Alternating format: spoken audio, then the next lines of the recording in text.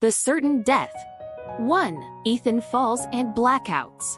Ethan's fall was brutal. The impact knocked him out, and he lay at the bottom of the ravine unconscious. Meanwhile, Daniel, waiting at the finish line, began to worry. Ethan was never this late. His concern grew with each passing minute, and a gnawing sense of dread began to set in. 2. Daniel starts the search. Realizing something was wrong, Daniel retraced his steps back to the starting point, searching for any sign of Ethan. He scanned the area meticulously, his acute senses on high alert. But there was no trace of his friend. Panic started to rise within him. 3. Discovering the neck-bringers. As he continued his search through the dense woods, Daniel's sharp ears picked up the sound of voices. He moved stealthily towards the source of the chatter and peered through the foliage. His heart sank when he saw a neck-bringer accompanied by nearly 4 dozen hunters. It was a formidable group, and their presence confirmed his worst fears. 4. Locating Ethan. Using his enhanced hearing, Daniel focused on the conversations, filtering out the noise until he heard a crucial detail of Ethan's location. The men were discussing a recent encounter, mentioning a ravine where a lone figure had fallen. 5. Reaching the ravine. Daniel dashed towards the ravine, his speed a blur in the moonlit forest. He reached the edge and quickly descended, his eyes scanning the area frantically. His breath caught when he saw Ethan lying still at the bottom. Rushing to his side, Daniel checked for signs of life. Ethan was breathing, but just barely. 6. Making a desperate choice.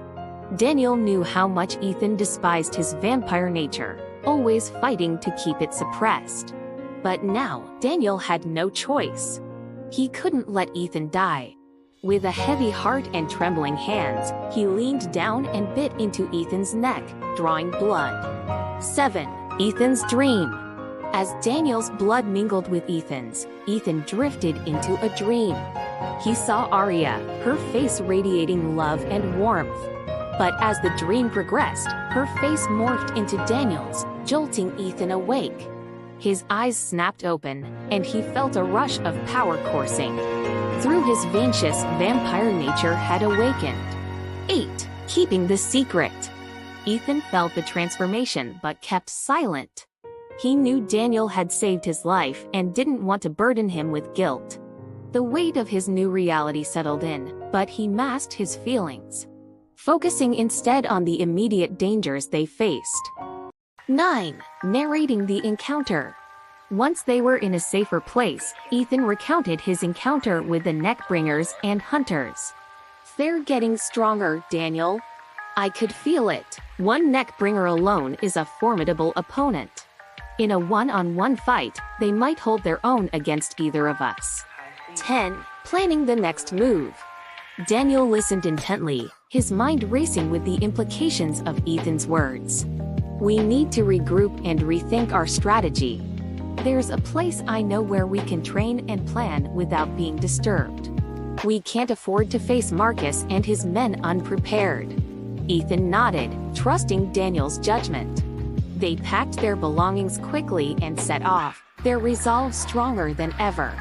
They knew the path ahead was fraught with danger, but they were ready to face it together, determined to honor Arya's memory and bring down Marcus and his minions. As they moved through the forest, a new understanding and camaraderie formed between them. They were no longer just allies in a quest for revenge.